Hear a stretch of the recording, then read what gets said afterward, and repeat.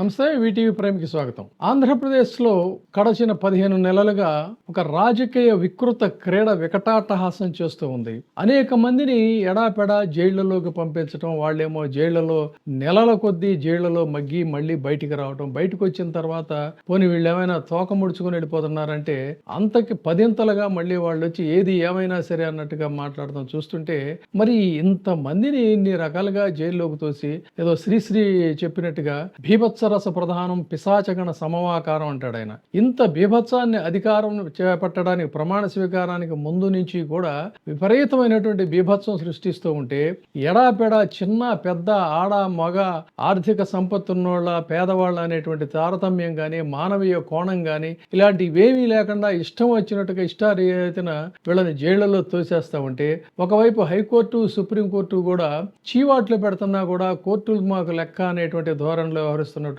తీరు చూస్తే, ఇదంతా మరి ఏ ప్రయోజనాల కోసం ఏదైతే వాళ్ళు ఆశించారో అది అసలు జరగటం లేదు సరికదా. జైలుకి వెళ్ళి వచ్చిన ప్రతి ఒడు కూడా పదింతలుగా వాళ్ళు మళ్ళీ రాటుదేలి మేము జగనన్న వైపే ఉంటాం, జగనన్నతోనే ఉంటాం అని చెప్పని చెప్తున్నటువంటి తీరు చూస్తే ఒక బలమైనటువంటి సైన్యం అంటే మనకు ఉదాహరణగా ఇది అతిశయోక్తి అని చెప్పని మీకు అనిపిస్తుందేమో, కానీ అజ్ఞాతంలో ఉన్నప్పుడు భారతంలో పాండవులు ఆ టైం వేస్ట్ చేసుకోవడం దేనికని చెప్పని వాళ్ళు రాబోయేటువంటి యుద్ధానికి బలమైనటువంటి ఆయుధ సంపత్తిని సమకూర్చుకుంటారు. ఆ విధంగా ఇది అతిశయోక్తిగా చెప్పాల్సి వస్తుందంటే, సహజంగా ఏంటంటే 11 సీట్లకి పడిపోయినటువంటి పార్టీ, ఘోర పరాజయాన్ని చవిచూసినటువంటి పార్టీలో తిరిగి మళ్ళీ ఆ పార్టీ పుంజుకోవడం కోసం ఆ నాయకులందరూ కూడా ఉత్సాహంగా కానీ కథనోత్సాహంతో కానీ కదిలి రావాలంటే కనీసం ఒక 3 ఏళ్ల పాటు, కనీసం 2 నుంచి 3 సంవత్సరాల పాటు టైం తీసుకుంటారు.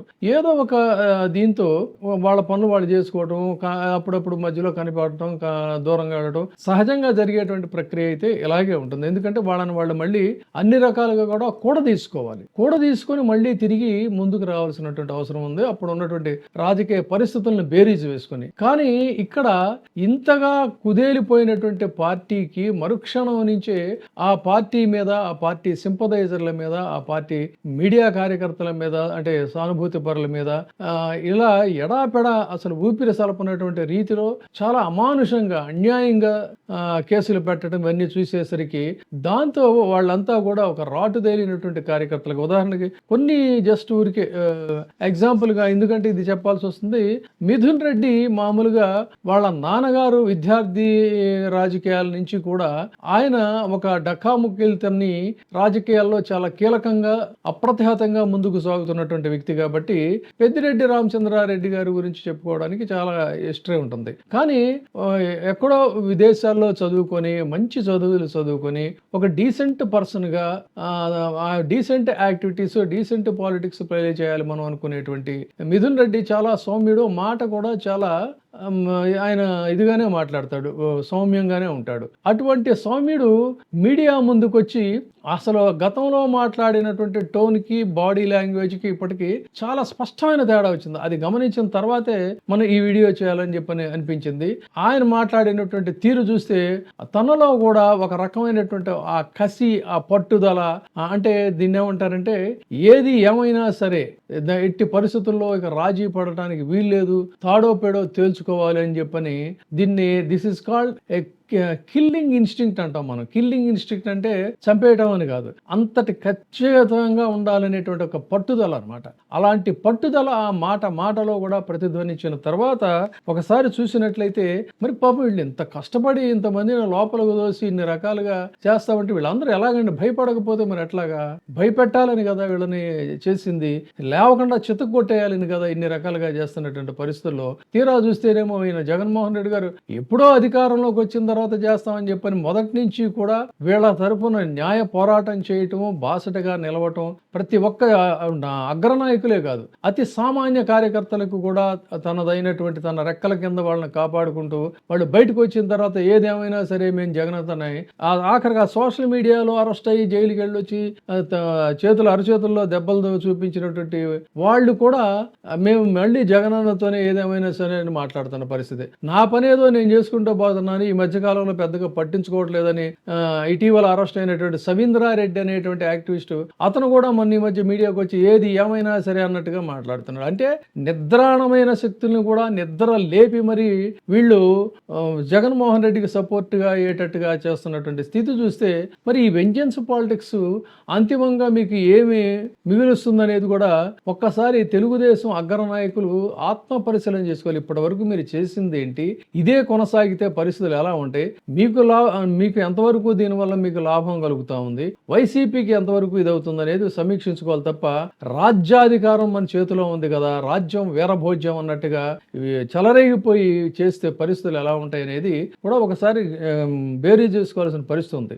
ఈవీఎంల దగ్గర పెన్నెల్లి రామకృష్ణారెడ్డి అరెస్టు వ్యవహారం, అక్కడ దాడులతో ప్రారంభమైనటువంటి అరాచకం, తదనంతర కాలంలో ఒక లిక్కర్ స్కామ్ అనేటువంటి దాన్ని తీసుకొచ్చి అందులో వరుసగా అందరిని వరుస పెట్టి అరెస్టులు చేయటం. సరే, ఈ రాజశేఖర్ రెడ్డి, ధనంజయ రెడ్డి, కృష్ణమోహన్ రెడ్డి ఇలాంటి వాళ్ళని మనం పక్కన పెట్టినట్టయితే ఫక్త్ పాలిటీషియన్స్ తీసుకున్నట్టయితే పెన్నెల్లి రామకృష్ణారెడ్డి, చెవిరెడ్డి భాస్కర్ రెడ్డి, ఆయన కుమారుడు మిథున్ రెడ్డి, కాకాని గోవర్ధన్ రెడ్డి, మొత్తం ఇల్లంతా బద్దలు కొట్టేసేసినా కూడా వెనక్కి తగ్గేదే లేదని చెప్తున్నటువంటి నేదురుమల్లి, ప్రసన్న కుమార్ రెడ్డి, ఇక కడపలో అవినాష్ రెడ్డిని కూడా అదే చెప్పుకోవాలి. అవినాష్ రెడ్డి కూడా ఆయన కూడా చాలా సౌమ్యంగా ఉంటాడు, ఆయన మాట తీరు కానీ వ్యవహార శైలి కానీ చాలా స్లోగా ఉంటుంది. అటువంటి వ్యక్తిని కూడా ఇటీవల జరిగినటువంటి ఎన్నికల్లో తను సైతం గొంతెత్తి కాస్త అగ్రెసివ్ గా మారాలి, లాభం లేదనుకునేటువంటి స్థితికి తన స్టైల్ కూడా మార్చుకున్నటువంటి పరిస్థితి కూడా మనం చూస్తున్నాం. కాకాని గోవర్ధన్ రెడ్డి జైల్లో ఉంటే జైల్లో నుంచి బయటికి రావటమే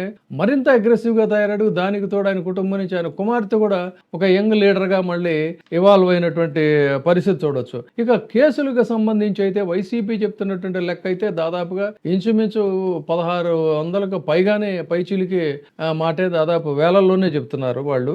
అయితే ఒక్క నవంబర్లో ఒక వారం రోజుల్లోనే 680 నోటీసులు, 147 కేసులు, 49 అరెస్టులు జరిగినట్టుగా తెలుస్తుంది. ఇందులో నిజానికి ఎవరికి ప్రతి ఒక్కరికి కూడా తెలుసు ఇందులో నిజమైనటువంటి సిసలైనటువంటి కేసులు ఎన్నున్నాయి ఏంటి అనేటువంటిది. ఆ విధంగా చూసుకుంటే ఇక సోషల్ మీడియా కార్యకర్తలు కావచ్చు, వైసీపీ సింపథైజర్స్ కావచ్చు, వీళ్ళ అరెస్టుల పరంపర అయితే కోర్టులు చీవాట్లు పెట్టినా కూడా ఇంకా కొనసాగుతూనే ఉన్నటువంటిది. తాజాగా సిబిఐ దర్యాప్తుకి ఇచ్చినప్పటికీ కూడా ఆ తర్వాత కూడా మళ్ళీ తిరిగి వీళ్ళు ఈ సోషల్ మీడియా యాక్టివిస్టులను అరెస్ట్ చేస్తున్నటువంటి పరిస్థితి అయితే చూడొచ్చు. ఇక ఈ వర్రా రవీందర్ రెడ్డి దగ్గర నుంచి మొదలు పెడితే సిబిఐ ఎంక్వైరీకి ఆదేశించబడినటువంటి సవీందర్ రెడ్డి కేసు వరకు తీసుకుంటే వీళ్ళంతా ఈ తారక రెడ్డి వీళ్ళందరూ ఇంకా చాలా మంది ఉన్నారు. ఇలాంటి వాళ్ళందరూ కూడా కొన్ని వందల సంఖ్యలో ఉన్నారు అనేటువంటిది ఒక ఇది చెప్తున్నారు. ఒక్క పల్నాడు జిల్లాలకు దాడుల విషయానికి వచ్చినట్టయితే కేవలం ఒక పల్నాడు ఎగ్జాంపుల్ గా తీసుకుంటే ఒక్క పల్నాడులో జూన్ నెలలో ఒక వారం రోజుల్లోనే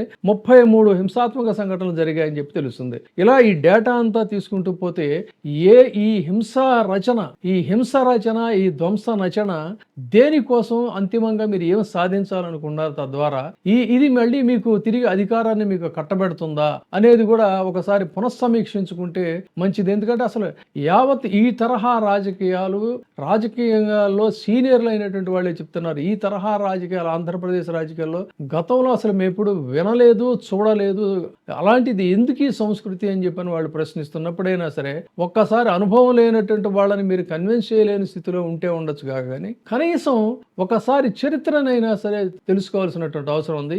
ఈ తరహా వ్యవహారాల వల్ల ఇది అంతిమంగా టీడీపీకి ఒక ఇర్రికవరబుల్ డ్యామేజ్ అనేది జరుగుతుంది. డెఫినెట్ గా కేవలం స్వల్ప వ్యవధిలోనే తిరిగి మళ్ళీ వైసీపీ బలం పుంజుకుంది. పబ్లిక్ లో కూడా ఇవాళ ఒక రియలైజేషన్ అనేది వస్తుంది. ఇప్పుడే ఏదో చూసాం, ఒక ఘాట్ అయినటువంటి విమర్శలు చేసినటువంటి మాజీ ఐఏఎస్ ఆఫీసర్ లాంటి వాళ్ళు సైతం మేము గతంలో పొరపాటు చేసాం, అనవసరంగా మాట్లాడి ఇప్పుడు పరిస్థితులు చూస్తే గతమే చాలా మేలు అనిపిస్తుంది అనేటువంటి మాటలు కూడా మేధావుల నుంచి కూడా వినవస్తున్నటువంటి పరిస్థితి. కాబట్టి ఇది ఒక్కసారి పునరాలోచన చేసుకొని పరిపాలన దిశగా అడుగులు వేస్తే బాగుంటుంది. కాదన్నట్లయితే భవిష్యత్తులో భారీ మూల్యం చెల్లించుకోక తప్పదు. ఏది ఏమైనా సరే జైళ్ళకి వెళ్ళొచ్చి కూడా బయటకు వచ్చి మేము జగన్ వెంటే ఉంటామని చెప్తున్నటువంటి ఆ నాయకుల యొక్క ఆత్మస్థైర్య నాయకులే కదా, నాయకులు కానీ కార్యకర్తలు కానీ ద్వితీయ శ్రేణి నాయకులు కానీ వాళ్ళ యొక్క ఆత్మస్థైర్యాన్ని మాత్రం అభినందించక తప్పదు. మరి జగన్మోహన్ రెడ్డిలో ఉన్నటువంటి ఆ లీడర్షిప్, మ్యాగ్నెటిక్ లీడర్షిప్ ఏంటనేది మరి చూద్దాం ఏం జరుగుతుందో. Thank you.